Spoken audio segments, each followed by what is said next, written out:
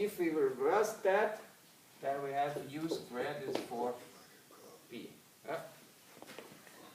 That's why we have a factor of 4 here.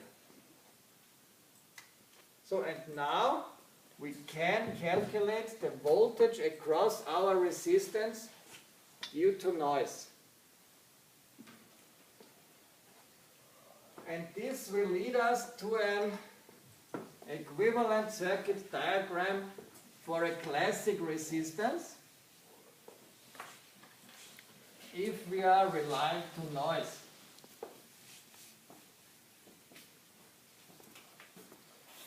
So our real resistance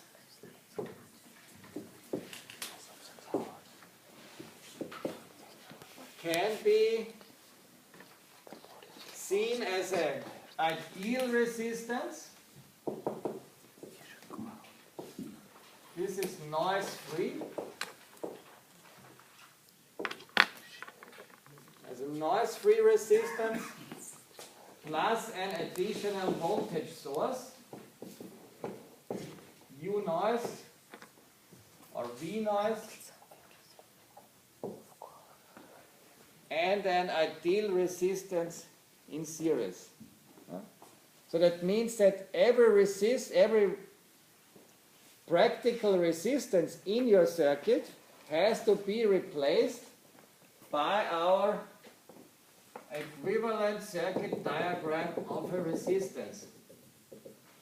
If you are talking about noise, equivalent circuit diagram. And the question remains, how big is Vn? V noise, that here. And you see what's in there, all the parameters from our noise power, plus the size of the resistance. So that means if we are designing a noise optimal circuit, then the size of your resistance must go down. You have to use low value resistances. So do not use 1 megaohm or 47 megaohm resistances. Yeah? Because this will be the end of your information. So we can calculate a practical example.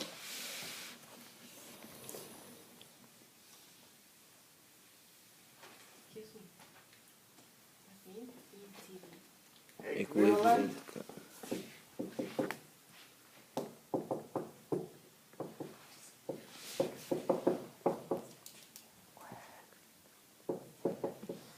circuit diagram.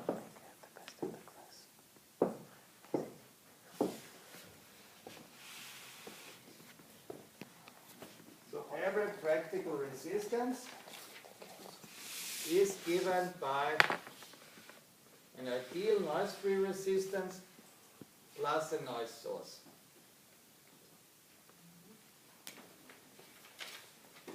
So that means if we have a sensor here, the sensor has an input resistance, maybe 1 ohm, and then we go into our amplifier. Whatever the circuit will be, yeah? This we will have to cover in some later lecture. This is our operational amplifier. Here we connect the ground. So, and then we amplify it by 1000. So the problem is that we actually have to substitute our, let's say the resistance is 100k, and our sensor signal, it's a microphone, it's 100 millivolts, maybe. Yeah? This you can set up in the lab. Maybe this is a microphone. You've got a series resistance, an amplifier, and here you put your headphones. Then you can listen. Then you can listen to noise. the bigger this resistance gets, the more noisier it will be. But normally we are interested not in the noise, we are interested in the sensor signal. Therefore, it's very important to have an idea, is the noise signal bigger or is the sensor signal bigger? Therefore, we should be able to calculate our noise source. So what we now can do that, because we can substitute this resistance here, the real resistance, by our equivalent circuit diagram. So we have Vn and we have our noise-free resistance, R.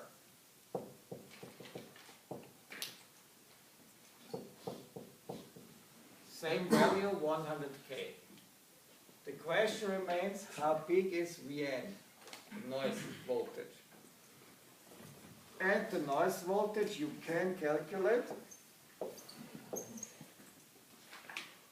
We're doing two calculations, maybe one for a temperature measurement and one for our video signal.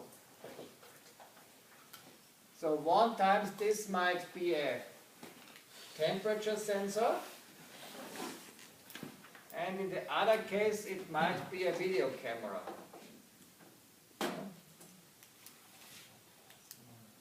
So if you got a question, ask. That far it's clear? It's okay for you? What is Ri? This is our input resistance. Okay. Our output resistance, which just belongs to the source. Yeah? For our temperature measurement, we had derived our bandwidth before. It was roughly about 10 Hertz. Huh? For our video signal, we had a bandwidth of 6 megahertz, so let's stick to 10 megahertz.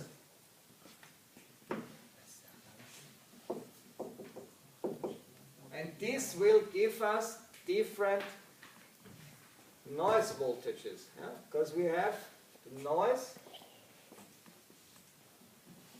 So also according to the width, to P. Temperature is the same, huh? Yeah, but P is Temperature is different. the same, the resistance is also the same. And K is constant anyway. But bandwidth. Yeah. K is a constant, 4 also. So our noise voltage, Vn is equal to 4 times 1 point. Can you look up in the script? Is it minus 23 or minus, I think it's minus 23. Or minus 19? 19. 19? Okay. Thanks. What's the temperature? Maybe we are monitoring indoor. What's the temperature? Normally With this in our 25 degrees, something yeah. around that. Yeah. So we had to add the Kelvin offset. It's roughly around 300 Kelvin. yeah. The Boltzmann constant? It's 19. 19? Not minus. On a minus. It must be minus. You wrote it wrong. But you wrote 19. Then it's a Okay. typing error. Because if it's plus 19, then I wrote it before, what? Yeah. Okay, now it's definitely minus 19. Yeah. I think it's minus 23. It's minus 23. Yeah, then this is correct. It's not 19. Minus 19 is the elementary charge. Something good. Okay. So we finally, 1.38 is correct. Yeah. This is the temperature. The bandwidth for our temperature measurement No. is 10 Hertz. By the way. So times 10. and the resistance is 100K. No, no, I'm trying to. This is all the time the same.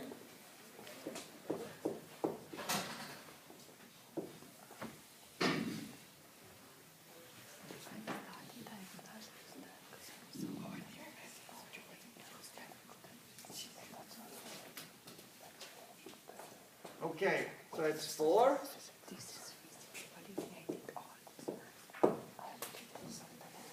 .38, we skip to 1 because we're not interested in the exact numbers, we will only have the idea. Times 1 times 10 to the minus 23. 300 is 3, 10 raised to the power of 2. 10.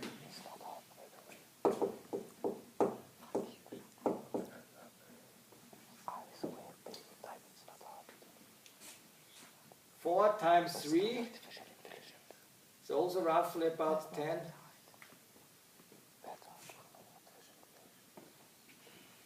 Excuse me, OPA is the abbreviation for operation amplifier? OPA, yeah, operational amplifier. Yeah. So 4 times 3 is 10.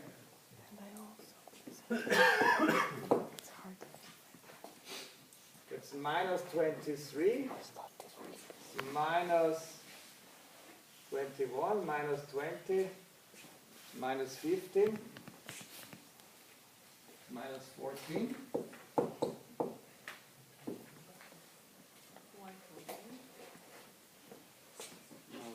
So it's 10, 23, 22, 20, 19, 14. So it's only, we're not interested, but you can calculate the exact numbers. So it's 10, the square root is 10 to the minus 7. So it's 0.1 microvolt.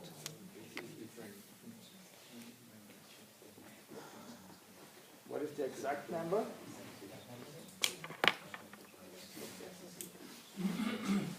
So we stick to that, okay? Or we can also write it down 100 nanovolts or 0.1 microvolts. 0.5.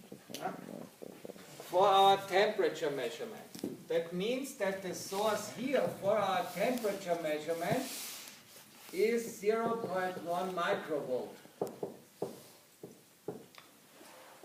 We have an output voltage of 1 millivolt and we have a noise voltage of 0.1 microvolt. That means this is a factor of 10,000, so that's fine. But now we are feeding a video signal to our input here. I have a question. So, in reality, the source would be the microphone which produces 1 millivolt. Yeah. And then but what would be the... No, in reality it can be a temperature sensor that produces a signal of 1 millivolt. Okay, but I don't understand. It's in reality the noise-free resistance. This is only an abstraction. It's an equivalent circuit diagram. It is an abstraction, but with a real resistance you can measure the noise at the output. But for a calculation you have to check what is the signal to noise ratio. This is the important factor because we are interested in our signal to noise ratio. And this is always P signal to P noise. And the noise voltage is 0.1 microvolt and the signal voltage is 1 millivolt. So the noise voltage in that drawing is also just an abstraction for the voltage which is But it is generated in real by this resistance here. But if you put that resistance in the circuit, there will be some noise voltage. We will try this in the lab. Then you can see that Next lecture is in the lab or? no. Okay. We collect a couple of topics and then we go to the lab. Okay. But if you feel that you have to go to the lab, then let me know. Yeah? Okay. And now we are calculating the same. It's the same circuit. The only thing that differs is the bandwidth of the signal. Yeah? So we Make the have same to calculation. consider much more bandwidth. Therefore, we have to consider much more noise. So V noise, it's more or less the same. Instead of 10. Instead of our bandwidth settings here. Huh? Here we have After this calculation. 10 raised to the power of 6.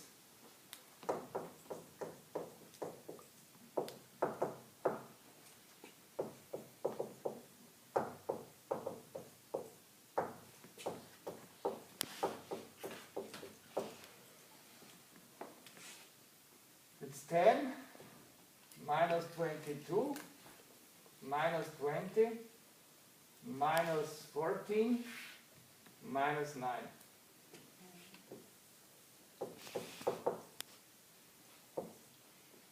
It's 10 minus 3.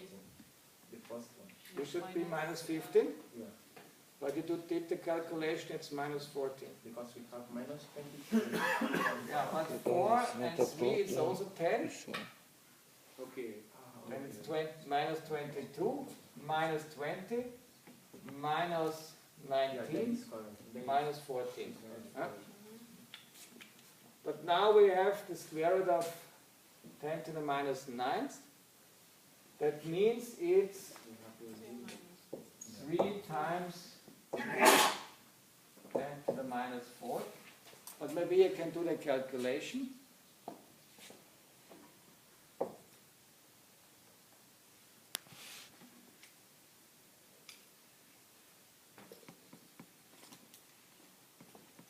Just the square root of 10 to the minus 9.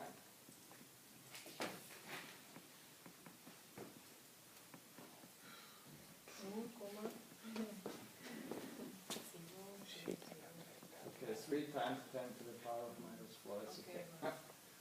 So it's 3 times 10 to the power of minus 4.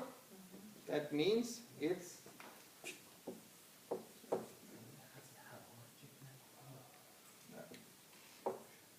300 megavolts. 300 microvolts. Okay. So it's much more. Huh? That means if we feed in a video signal, the noise is actually the same, yeah? But the bandwidth we have to consider is different. So now we have a noise of 300 microvolts, and we have a signal of 1 millivolt. So there's only a factor 3 in between that. Yeah? That means that our signal to noise ratio is very low.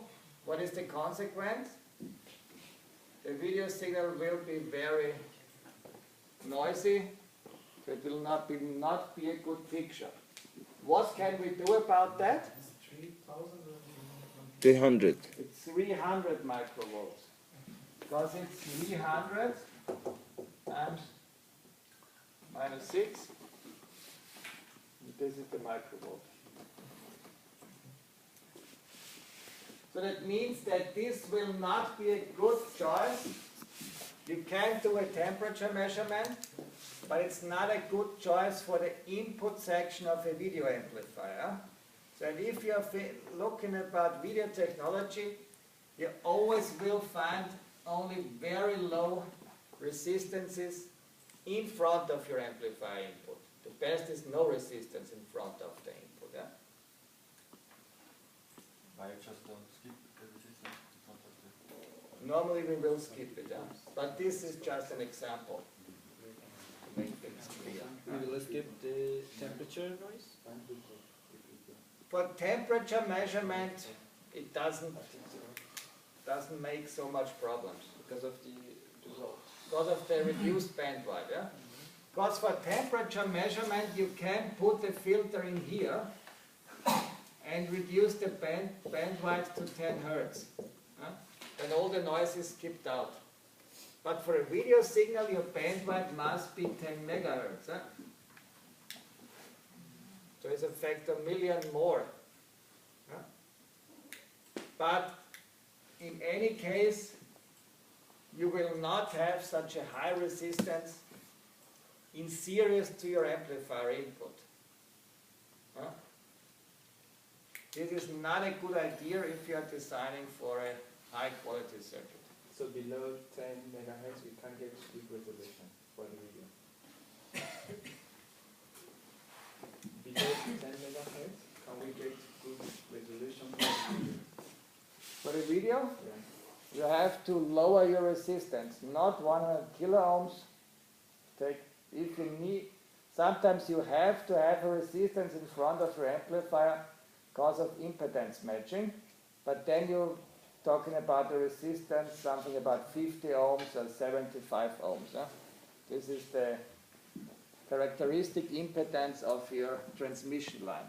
But this we will cover next. Can we have a break, Professor? Yeah. Yeah, really. Okay. Okay. Okay, then we have 10 minutes break.